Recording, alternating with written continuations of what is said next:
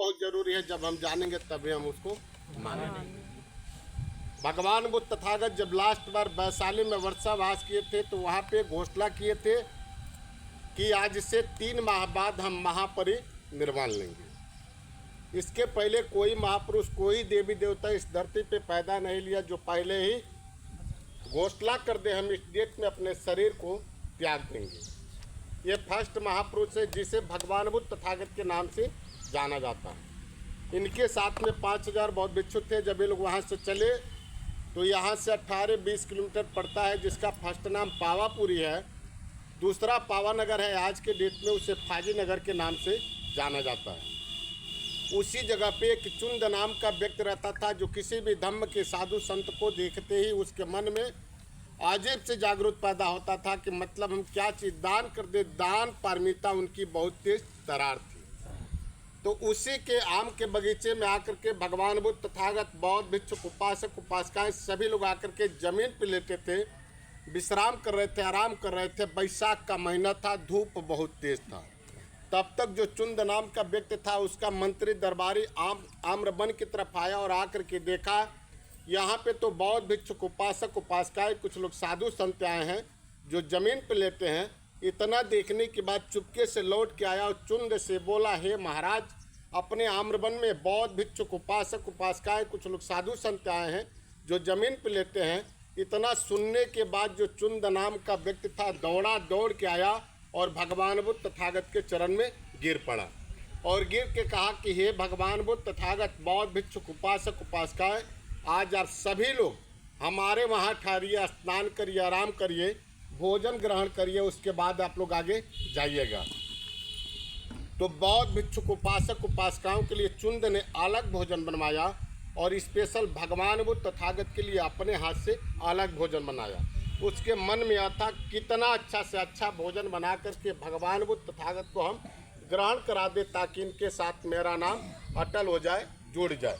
किसी भी चीज़ को अच्छा बनाते बनाते वो खराब भी हो सकता है, जिसे हम लोग पाली में शुक्करमदो के नाम से जानते हैं। शकरकंद का नाम है पाली में शुक्करमदो।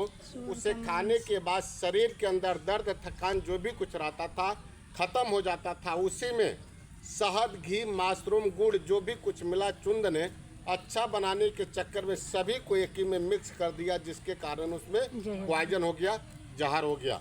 आज भी घी और मद की मात्रा जब एक बराबर होगा तो क्या होगा, जहर हो जाएगा। भगवान बुद्ध तथागत को पता लग चुका था कि हमारे भोजन में पॉइजन हो चुका है, जहर हो चुका है। भगवान बुद्ध तथागत कहे कि यदि हम मना कर रहे, इनकार कर रहे तो चुंद के मन में बहुत बड़ी कष्ट और ठेस पहुंचेगी, जिससे आने वाले कल की डेट में बौद्ध भिक्षु का कोई मान सम्मान नहीं करेगा। उपासक, उपासिकाओं का जो है मनोबल टूट जाएगा। तो जिसके कारण भगवान बुद्ध तथागत भोजन को ग्रहण किए। ग्रहण करने के बाद कहे कि चुंद, हमारे इस भोजन से किसी अन्य बौद्ध भिक्षु को न दिया जाए, इसे गड्ढा खुनवा करके पैक करा दिया जाए ताकि कोई भी जीव जंतु से न खा सके। उस समय भगवान बुद्ध तथागत को अतिसार हो गया, उल्टी दस्त होना चालू हो गया, तबीयत खराब हो गया। उस समय कुछ लोग लगे कहने कि भगवान बुद्ध तथागत को चुंद ने सुअर का मांस खिला दिया, जहर खिला दिया। शायद आप लोग भी सुने होंगे। जी। तो ये आप लोग अपने मन में भावना मत रखिएगा, इसलिए उछाला गया ताकि बौद्ध धर्म का भी परिवर्तन न करके इसका पतन हो जाए। उस समय भगवान बुद्ध तथागत कहे कि अनिच्चा संकारा, जीवन उत्पन्न है तो इसका पतन होना अनिवार्य है। जितना ही हमारे लिए सुजाता का महत्वपूर्ण तीर्थ है, जिससे हमारे बोध गया, बोधि वृक्ष, पीपल के पेड़ के नीचे ज्ञान प्राप्त हुआ था, उससे कई गुना चुंद का, मशरूम का भोजन है, जिससे हमारी महापरिनिर्वाण प्राप्त होगी। उस समय बौद्ध भिक्षुक, उपासक, उपासिकाएं सभी लोग वहाँ से चले। यहाँ से 10 किलोमीटर पड़ता है, जिसका फर्स्ट नाम निरंजना नदी है, दूसरा नाम उसका घाघी है। आज के डेट में उसे कुकुत्ता नदी के नाम से जाना जाता है। उसी जगह पे भगवान बुद्ध तथागत, बौद्ध भिक्षुक, उपासक, उपासिकाएं सभी लोग आए तो स्नान किए, आराम किए और कहे कि हमें कुसावटी जाना है। इसका फर्स्ट नाम कुसावटी है, दूसरा नाम इसका कुशीनारा है। आज के डेट में इसे कुशीनगर के नाम से जाना जाता है। यहाँ पे जब भगवान बुद्ध तथागत आए तो सबसे पहले जिसे हम लोग माथा कुंवर टेम्पल के नाम से जानते हैं, जो बुद्धा वाहन पार्किंग के जस्ट बगल में है, जहाँ भगवान मेडिटेशन में बैठे हैं, सबसे पहले आए तो उसी जगह बैठे और बैठ करके आनंद जी को अपना पात्र दिया और कहे कि आनंद, हमें प्यास लगी है, पानी पिला दीजिए। उस समय आनंद जी कहे कि हे भगवान बुद्ध तथागत, यहाँ पे तो कहीं चापाकल या कुआं नहीं दिखाई दे रहा, हम कहाँ से पानी लाएं। उस समय भगवान बुद्ध तथागत कहे कि आनंद, यहाँ से थोड़ी दूर पे हिड़ावती नदी है, जिसे आज के डेट में बुद्धा घाट के नाम से जाना जाता है, नौका विहार के भी नाम से जाना जाता है। हाई स्कूल इंटर के क्वेश्चन में भी आता है कुशावती कुशीनगर किस नदी के किनारे बसा है, तो रिवर हिड़ावती नदी के ही किनारे बसा है, जस्ट ये दीवार के बगल में है। यहाँ पे जब आनंद जी पात्र को लेकर के आए पानी लेने के लिए, तो कुछ समय पहले बैलगाड़ी, हाथी, घोड़ा जो भी कुछ था क्रॉस किया था, आने जाने का मार्ग वही था। उसी समय 500 बैलगाड़ियाँ एक साथ में क्रॉस किया था, जिसको जैसे पानी गंदा हो चुका था।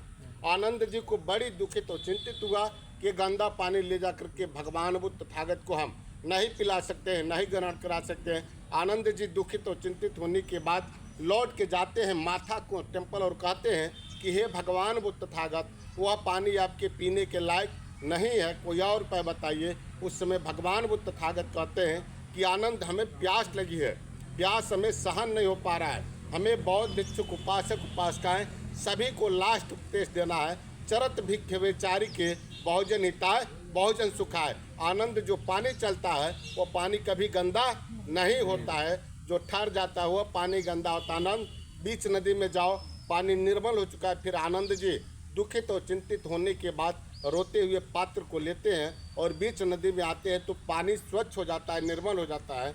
पात्र में पानी लेते हैं और ले जाकर के भगवान बुद्ध तथागत को देते हैं।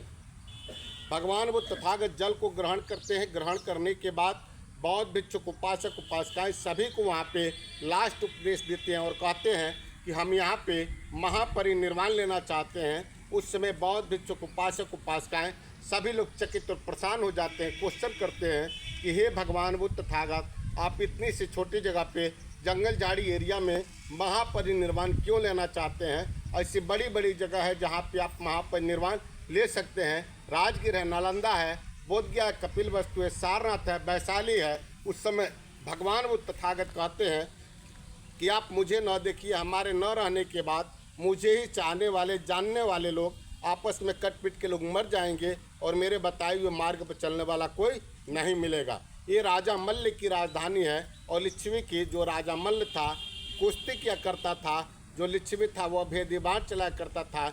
इन दोनों से बलवान पूरे एशिया, पूरे भारत, पूरे विश्व में कोई था ही नहीं। उस समय भगवान बुद्ध तथागत कहे कि ये लोग जैसे चाहेंगे उसी हिसाब से लोग चलेंगे।